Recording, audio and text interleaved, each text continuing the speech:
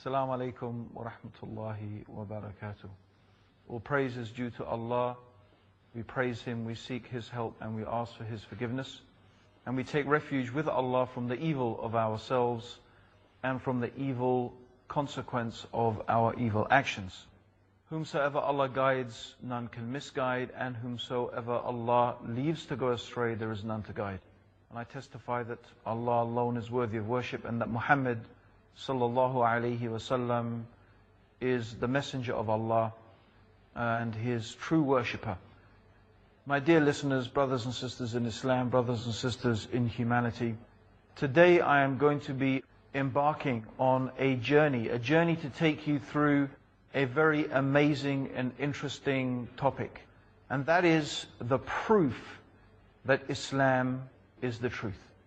And that it really is what I'm going to be trying to show to you over the next series of programs, that we can prove that Islam truly is the religion that has been revealed by Allah, the creator of the heavens and the earth, for the guidance and the benefit of all of humanity.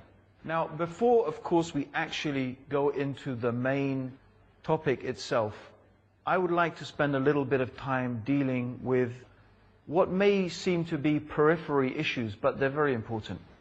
I want to talk about what is proof, what is faith. When I say we can prove that Islam is the truth, what do I mean by that? Some people would already look at that as a type of oxymoron. How can you prove a faith to be true? Isn't faith supposed to be something that you believe without proof? Isn't that what the meaning of faith is? So I want to examine that. What is the meaning of faith and what is the meaning of proof? But first of all, I would like to mention an ayah of the Quran. The ayah of the Quran is actually, it is not only one ayah, it is something that is repeated again and again in the Quran. So the Quran tells us, say, if what you claim is true, bring your proof. Bring your evidence, bring your proof. If you are making a claim about Allah, if you are making a claim about anything, in fact, what is upon you and what is an obligation upon you is to bring your burhan, your proof, your evidence. And this is something that Allah subhanahu wa ta'ala mentions many, many different times in the Quran. In other words, it is not enough just to make a claim. You have to prove your claim. And this is something that the Prophet Muhammad sallallahu alayhi wasallam, he also mentioned, that the proof is upon the claimant. The person who is making a claim has to prove it, because otherwise we would claim the blood and the property of each other. And this is the reality. So I'm sure that every single one of you is familiar with this in your daily life. For example, if someone comes around to check your electricity meter, or to check your gas meter if you have such a thing, or your water meter if you have such a thing, then that person will usually be wearing a uniform, or they will usually carry an identity card. If that person came knocking at your door dressed like someone from the Hells Angels motorbike club with, long hair and a leather jacket and with, love and hate tattooed on his fist, I don't think you would be letting that person in your house. Rather, you would say, you know what, you stay right where you are, because you're not coming in my house and checking out my house and seeing what's in there, because what you're thinking, oh, this person is now going to come, and this person's going to rob me, and this person's going to come in my house and steal everything. So if someone's coming to check the utility bills, you want to see an ID, you want to see the person wearing a uniform before you let that person in your house. In other words, you want some type of evidence that that person is who they claim to be. Similarly, in another example, if I said today, for example, oh, these studios here, they don't belong to Peace TV, they belong to me. They belong to Abdur Green, and this is my place, and you guys get out, I'm in charge of here now. No one's going to take me seriously. If I go to court and I want to make a claim about something, if I want to claim some place belongs to me, or some property belongs to me, then I have to bring evidence, I have to bring proof. I can't just say, well, what's my proof? I believe it, I have faith. That's not good enough. No one accepts that type of thing in everyday life. So why should it be any different when it comes to religion? In fact, if you think about it, the issues in religion are even more important than these worldly issues. Whether this place belongs to me or belongs to Peace TV, whether someone robs my house or not, is very insignificant compared to the consequences of what any religion is saying, because religion is talking about the purpose of our whole life. Religion is talking not only about the purpose of this life, but what is going to happen to us in the life to come, the eternity. So therefore, is it enough that someone just comes along and makes a claim? Someone just says, oh, God says this, God says that. You should believe this, you should believe that. Surely the logical approach to anyone who makes a claim about God is bring your evidence if what you say is true. And this is what Allah subhanahu wa ta'ala tells the Muslims to say. For example, if a Christian comes to us and makes a claim about God, that Jesus is God, or He is the Son of God, or the Bible is from God, well, bring your proof if what you say is true. And this is the same for anybody about anything. But it's only a matter of time before a person is going to say, well, you Muslims, you claim your religion is from God. You claim your religion is from the Creator. Well, you bring your proof if what you say is true. And in fact, really, that's just what we're waiting for.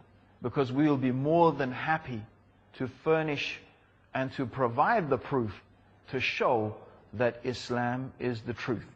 And that's what we're going to be hoping to do, inshallah ta'ala, with the will of God, over the next few programs. And that is to really show some, and to give a bit of insight into some of the evidences that we can have and that we can show in order to illustrate and to show that Islam really is the religion that has been revealed by Allah, the Creator of the heavens and the earth. And I say bring evidences because if you open the dictionary and you look at the dictionary evidence or the dictionary description of proof, proof actually is a collection of evidences. And when you get enough evidence, then you could say that that thing is proven to be true. Because of course, on a philosophical level, we could say you can't really prove absolutely anything. In an absolute sense, you can't prove anything. There is always, I suppose, a type of room for a little bit of doubt. However small, there is always a potential for some type of doubt. And so what we really mean here, when we say we're going to prove that Islam is the truth, what we hope to do is to provide so much evidence that a person will not really have any reasonable cause to doubt that thing. It's rather like a court. It's rather like when you go to court, for example. Now, in the UK, for example, we have a jury system. That means that when a particular case goes before the court, the jury makes a decision based upon the evidence in front of them. And that's what they should do. They shouldn't be looking, oh, what is the color of this person's skin? They shouldn't be looking at whether this person is beautiful or ugly. They shouldn't be looking at whether this person is rich or poor. No. The way that it should be done is that people should look at the evidence and they should look at it dispassionately and they should look at it clearly from a type of intellectual, unbigoted point of view. And so based upon the evidence, they make a verdict. They have to make a verdict. Guilty or not guilty. Now ultimately, that verdict has to be made. Ultimately, that decision has to be made. Is the person guilty or not guilty? And that, in a sense, is what I want to move on to, is the actual, what we could call faith. What is faith? What do we mean by faith exactly? Because for some people, as I've mentioned, isn't it an oxymoron, proving faith? Isn't faith supposed to be something that you just believe? Well, that's what we're going to look into. Isn't faith something you just believe, or is it something that can actually be proven in some way? Okay, brothers and sisters, we're going to take a break. Assalamu alaikum wa rahmatullahi wa ta'ala wa barakatuh.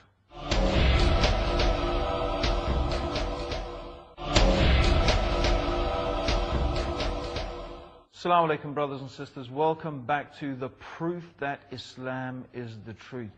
And today we are talking about what is proof and what is faith, and can we prove a religion to be true? Now let's go back to the issue of faith. What do we mean by faith?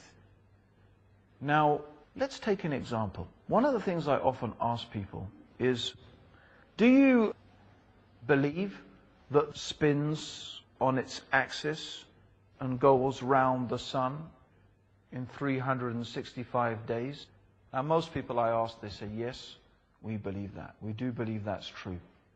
I said, do you believe it 100%? Are you absolutely sure? Do you really believe it? They say, yes, we believe it. We're sure it's true. It's a fact. That's what they call a fact. Then I say, okay, prove it. And it's very interesting how many times I get complete blank expressions. Because although most of us believe that the earth spins on its axis and goes round the sun in 365 days, if we were actually asked to prove it, then most of us not be able to do that. That doesn't mean that we don't believe this thing based upon some good reasons. And of course, the reasons that we believe that is because, well, for example, the scientific community, scientists, have examined certain things, they've come up with certain theories, and they have made certain observations. So based upon those theories and those observations of those theories in practice, and so many scientists have observed this thing so many times, then they consider it to be a fact. They consider it to be something that is proven to be true. But of course, most of us ourselves couldn't really prove it. We wouldn't really know what exactly is the evidence. We might have some type of idea, but we have faith in the scientific community. We have faith in science because, well, look at what science has done. Look what science has produced. So there are many reasons that we might have faith in something. And this is a type of faith.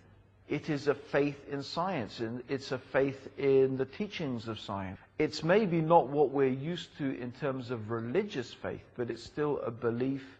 It is still a type of faith. And therefore, when it comes to Islam, when it comes to the teachings of Islam, when it comes to our topic here, the proof that Islam is the truth, the evidences that we can accumulate to know that Islam is the divine revelation from Allah, then what we are really talking about here is this type of faith. It's the same type of faith that you have when you go to a doctor. And you put your faith and your trust in the doctor. And he examines you and he looks at you, and you believe that because he's the doctor, you trust him because he's the doctor, because he's studied, because he's got knowledge, you trust and you believe that his diagnosis is going to be accurate and is based upon some information. And so this is the type of faith that we are talking about in Islam. We don't mean, when we talk about faith in Islam, when we talk about belief, when we talk about Iman, we don't mean believing something unbelievable without any evidence. No. What we mean in Islam is we are asking you, Allah is asking you, to believe something entirely believable. That there is one God. That this universe has one creator. And if you watch my previous series of programs about the proof of the existence of God, which I do encourage you to refer to as an essential part of this, then you'll be familiar with what I'm talking about. So we are asking you, Islam is asking you to believe that there is one God, and to believe that God has sent guidance to a human being, Muhammad, may God's peace and blessings be upon him. And that God has given some evidences through which and by which any reasonable, rational person can come to know that Islam is truly the religion that has been revealed by the Creator of the heavens and the earth for the benefit of all the human beings. And so that is what we're going to be touching upon over this series. These evidences, what are they? Now, some of these evidences are rational proofs that are connected to what we've already talked about in previous series about the existence of God, but we're not going to be repeating that. What we're going to be going through is some of the miraculous aspects of the Quran. We'll be talking about what exactly is a miracle. What do we mean by a miracle exactly? What place does it have in this process of proving and understanding that something is from God? And we'll be going through those things to discuss and to understand these evidences.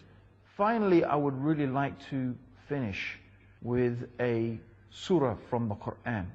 And it's Surah Al-Bayyinah, where Allah subhanahu wa ta'ala says, Never كل الذين كفروا من أهل الكتاب والمشركين. So never will those people from the Ahl al-Kitab, from the people of the book, or the mushrikeen, or the people who are making shirk with Allah, they are making partners with Allah, whether it is the idol worshippers or the atheists or the pagans or whoever, they will never leave off their disbelief. They are not going to leave off their disbelieving in Allah, and they're not following Allah's guidance until there comes to them al-bayyinah, until it comes to them the clear evidence. So this is, Allah is telling us something really about the nature of people. People need evidence, they need proof, they need something to make them realize and understand that this thing or such and such thing is true. And what is that proof? Rasulun min Allah, a prophet, a messenger from Allah. So this is one thing. The Prophet Muhammad sallallahu alaihi wasallam himself is of course one of the clear evidences that Islam is the truth. And actually we talked about this already in a previous series of lectures, so we won't be repeating that. Rasulun min Allah yatlu suhufan mutahhara. And that means that he is bringing purified pages. And this here is a reference to, of course, the Quran. And that is something that we're going to be talking about. We're going to be talking about the Quran. This is, of course, the great miracle that Allah has given to the Prophet Muhammad sallallahu alaihi wasallam, the Quran. فِيهَا قُطُبٌ قَيِّمَةٌ. And that means with like the laws that are clear and that are obvious. So this is the other thing. It is the guidance of Islam, the guidance of the Quran, the laws that are there in the religion of Islam. This is another whole topic, my dear brothers and sisters, that we're going to be exploring. Some of the beautiful aspects of the religion of Islam, the Muslim way of life, how we can examine it, and how this way of life itself is a type of proof and an evidence that it is from Allah subhanahu wa ta'ala. So these are some of the areas that we are going to be examining. We're going to be talking about the Quran. We're going to be talking about the preservation of the Quran, the memorization of the Quran, some of the miraculous aspects of the Quran, for example, the amazing scientific facts that are contained in the Quran, the historical information, the facts that there are concerning historical events that no one could have known 1,400 years ago. Also the prophecies of the Quran and the prophecies of the Prophet Muhammad sallallahu alaihi wasallam. Some things the Quran tells us about the future, and things that the Prophet Muhammad sallallahu alaihi wasallam told us about the future, things that he said were going to happen, and they happened exactly how the Prophet sallallahu alaihi wasallam said it would happen. Also, we're going to be talking about the miracles of the Prophet sallallahu alaihi wasallam, the amazing things that were done by the Prophet sallallahu alaihi wasallam, in addition, of course, to the miraculous nature of the Quran, its linguistic, miraculous nature, the beauty of the Quran, and other amazing facts about the Quran. Also, we will be talking about the witnessing of the people of the book. This is one of the very strong evidences that many people from Ahl al-Kitab, from the scholars of the Jews and the Christians, have recognized that Muhammad sallallahu alayhi wasallam, he is the messenger of Allah. So inshaAllah we will be mentioning some of those evidences that have been used from the Bible to show that the Prophet ﷺ has been foretold in their scriptures. And also we'll be talking about the stories of some of those people like Abdullah ibn Salam, one of the Jewish rabbis of Medina, and of course the famous story of Salman al-Farsi, which is very, very instructive in that regard. So we'll be talking about some of those things, which is a very, very interesting aspect, which is another series of evidences. And that's what we say, we're going to bring these evidences together. The miraculous nature of the Quran, the linguistic miracle of the Quran, the scientific statements, the historical statements, the witnessing of the people of the book, the prophecies of the Prophet Muhammad sallallahu alaihi wasallam. Really, in fact, if we looked at any single one of these items, they would be really unique and amazing. But really, when we begin to combine them, and we begin to gather them all together, we can see that really we have so many evidences to amass from so many different angles to show that really our claim is not just a claim. It is not just something we are saying based upon just faith as people understand it, I believe it. No.